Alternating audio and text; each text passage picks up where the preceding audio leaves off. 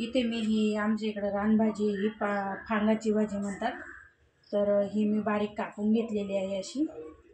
तर याच्या आपल्याला बनवायचे वड्या, म्हणजे जे मुटकुळे म्हणतात ते बनवायचे. तर त्याच्यासाठी घेतलेलं आहे बेसन पीठ, हे गव्हाचं पीठ, हे बाजरीचं पीठ. तुमच्याकडे जर याचं असेल तांदळाचं तर तुम्ही बाजरीचं किंवा गव्हाचं स्किप करू शकते. त्यानंतर इथे घेतली तीळ, हे लसूण थोडा ठेचून घेतलेला आहे. इथं घेतलेलं लाल तिखट, मीठ, काय म्हणतात आपलं जिरं आणि हळद. तर आपण सगळ्यात पहिलं आपण याच्यात बेसन पीठ टाकणारे पाहिजे एवढं तर लागणारच आहे आपल्याला, कारण बेसन पीठ वडीला जास्तच लागतं. त्यामुळे त्यानंतर टाकणारे आपण बाजरीचं पीठ. एवढं बाजरीच्या पिठाने टेस्ट खूप छान येते. गव्हाचं का करतात माहिती आहे का, म्हणजे जे आवळून बसते ना वडी त्यासाठी हे गव्हाचं पीठ असतं. हे पण एवढं टाकणार आहे. त्यानंतर आपण हे जे घेतलेलं आहे हे सगळं टाकून घेऊया. सगळं पहिले टाकून घ्यायचं, मग एकजीव करायचं. त्यानंतर टाकूया थोडी तीळ, आणि आपल्याला वरून पण जेव्हा ती वडी आपण बनवणार आहे ना तर त्याच्यावर पण टाकणार आहे. आणि शेवट टाकायचं लसूण ठेचलेला टाकून घ्यायचा पूर्ण. त्यानंतर मळून घ्यायचं, एकजीव करायचा पूर्ण त्याचा. हे बघा, तर आपल्याला आता पाण्याची गरज आहे, त्यामुळे आपण एवढं पाणी जेवढं लागेल तेवढंच टाकायचं, जास्त नाही टाकायचं.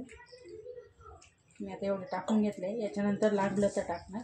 आणि व्यवस्थित असं हे करून आपण जशी कोथिंबीर मळतो ना याच्यात तशी मळायची. कोथिंबीरच्या पण अशाच सेम केल्या तरी चालेल, खूप छान लागतात खायला.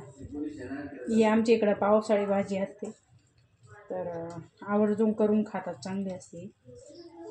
आणि याच्या फक्त वड्याच होतात, बाकी काही होत नाही दुसरं. भाजी वगैरे नाही बनवल्या जात, फक्त अशा वड्याच होतात.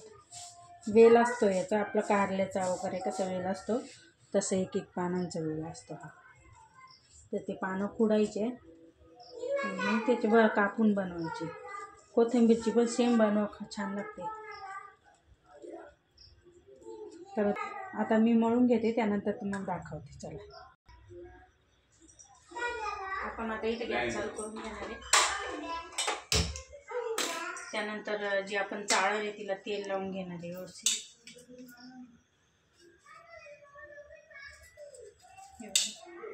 असं सगळीकडे तेल लावायचं, म्हणजे चिटकत नाही. किती पण वड्या ठेवल्या ना आपण, कारण आपलं एवढं पीठ आहे ना, एवढं जरी ठेवलं ना तरी ते चिटकणार नाही चाळून. एका वेळ ठेवलं तरी नाही चिटकत मग, कारण त्याच्यामध्ये आपण गव्हाचं पीठ थोडंसं ॲड केलेलं आहे. तुम्ही पण करा, गव्हाचं पीठ छान लागतं आणि चिटकत नाही ना. आता जे आपण तेल लावून घेतले ते आता कढई गरम करायला ठेवली ना त्याच्यावर ठेवणार आहे. आणि आता वड्या दाखवते मी कशा करायच्या. तेलाचा हात घ्यायचा थोडंसं, थोडेच घ्यायचे याचे. आपले कोथिंबीर वड्या आपण मोठे केले तरी चालते, पण याचे थोडे फोडायचे अशा पण करू शकता. किंवा आपलं हे पीठ आहे ना, आपण असं जरी थापलं ना त्याच्यावर आपला कॉटनचा कपडा घ्यायचा आणि त्यावर थापायचं, तर तशा पण छान लागत्या. पण आम्हाला अशा आवडतात, म्हणून आम्ही पहिल्यापासून अशाच पाहिलं आहे आणि अशाच बनवतो. हे बघा, आता आपली इकडं कढई गरम झाली तर इथं आपण अशी एक ठेवणार. चला दुसरी दाखवते. तेल लावायचं परत.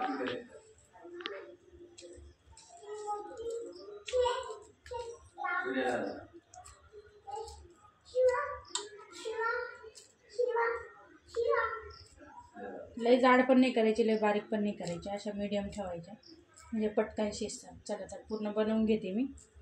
तर आपल्या आता या वड्या बनवून झालेल्या आहे. मी एका वेळ ठेवल्यामुळे तशा दिसते. तर आपण एक एक वडीवर थोडी कोथिंबीर आपली जे तीळ आहे हे अशी टाकून घेणार. थोडी मोकळ्याच आहे सगळ्या, फक्त थोडं झाकलेले आहे.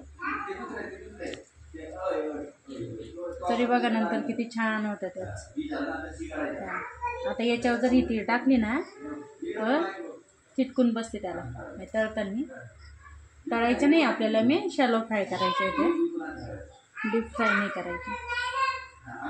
हे बघा तर आता शिजल्यानंतर दाखवतो मी सगळं. तर हे बघा आता आपली वडी झालेली आहे.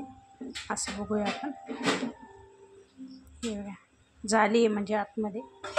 तर आपण आता गॅस बंद करणार आहे आणि 5 मिनटं असं चाळणीमध्ये थोडंसं वाफ जाऊपर्यंत ठेवणार आहे. ते हे बघा असं थंड करायला ठेवलं आहे काढून. आणि हे बघा चाळणीला काहीसुद्धा लागलेलं नाही आहे.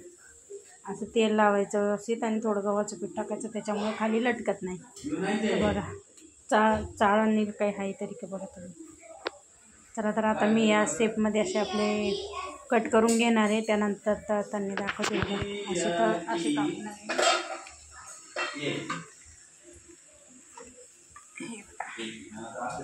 अशी एक वडी घ्यायची, अशी कापायची. आता गरम आहे त्यामुळे हे होतं आहे, ते अशा शेपमध्ये कापून घेणार आहे.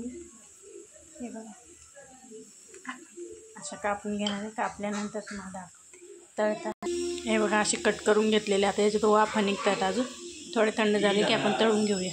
तर इथं फ्राय करण्यासाठी कढई ठेवलेली आहे. आता त्याच्यात तेल टाकणार आहे. थांबा दाखवते.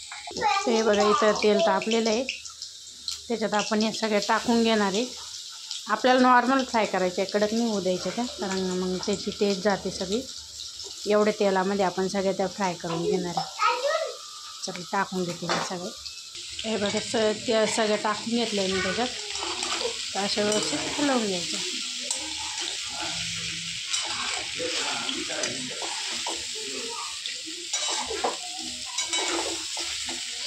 अशी रानभाजी वर्षातून एकदा खाल्ली पाहिजे. आणि याचा फक्त हा एवढाच पदार्थ होतो. आणि पुढच्या वेळेस जर आणलं मी तर मी थालीपीठ ट्राय करणार आहे, कारण याची भाजी वगैरे होत नाही या भाजीची. चला हे फक्त त्याला थोडंसं फ्राय होऊ द्यायचं, जास्त नाही. कडक झालं तर याची ते भाजीचा टेस्ट असते ना ती निघून जाते. तर हे बघा कशी वाटली नक्की सांगा. लाईक शेअर सबस्क्राईब करायला विसरू नका. चला तर बाय बाय.